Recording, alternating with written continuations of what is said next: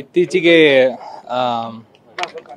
ಧರ್ಮಸ್ಥಳದಲ್ಲಿ ongoing criminal investigation ಅಲ್ಲಿ ಅನ್ನೆಸೆಸರಿಯಾಗಿ without any base politically motivated ಆಗಿ ನನ್ನ ಹೆಸರನ್ನು ತಂದಿರುವುದು ಬಹಳ ಒಂದು ನನ್ನ ಪ್ರಕಾರ it is a very big problem.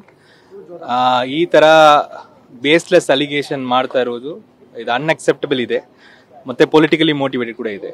So ಇದು ನನಗೆ ಕೇಳಿ ಬಂದಾಗ ನಾನು ಇದು ಭಾಳ ಚೈಲ್ಡಿಶ್ ಅಲಿಗೇಷನ್ ಅಂತ ಅಂದ್ಕೊಂಡೆ. ಯಾಕೆಂದರೆ ಯಾವುದೇ ಒಂದು ಸಂಬಂಧ ಇಲ್ಲದೆ, ಯಾವುದೇ ಒಂದು ರೀಸನಿಂಗ್ ಇಲ್ಲದೆ ಈ ಏನೋ ಒಂದು ವಾಟ್ಸ್ಆ್ಯಪ್ ಫಾರ್ವರ್ಡ್ ನೋಡಿಕೊಂಡು ಒಬ್ಬ MLA ಬಂದು ನನ್ನ ಹೆಸರು ತಗೊಂಡು ಆರೋಪ ಮಾಡಿರುವುದು it is a very sad thing.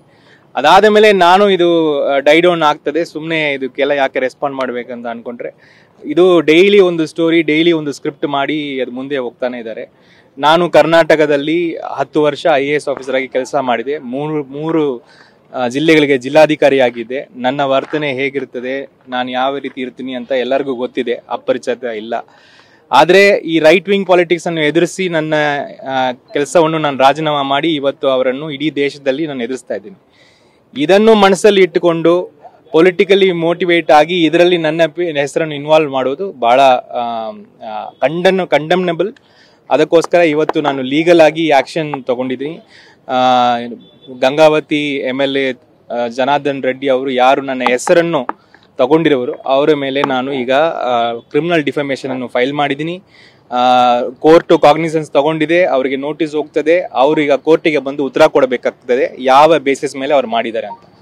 ಮತ್ತೆ ಇದರಲ್ಲಿ ಎಲ್ಲೋ ಒಂದು ಕಡೆ ತಮಿಳ್ನಾಡು ಪಾಲಿಟಿಕ್ಸ್ ಅನ್ನು ಇಲ್ಲಿ ತಂದು ಪುಷ್ ಮಾಡ್ತಾ ಇದ್ದಾರೆ ಅಂತ ಥಿಂಕಿಂಗ್ ಕೂಡ ನನಗಿದೆ. ಯಾಕಂದ್ರೆ ಅನ್ನೆಸೆಸರಿಯಾಗಿ ವಿದೌಟ್ ಎನಿ ಬೇಸ್ ನಾವು ನನ್ನ ಒಂದು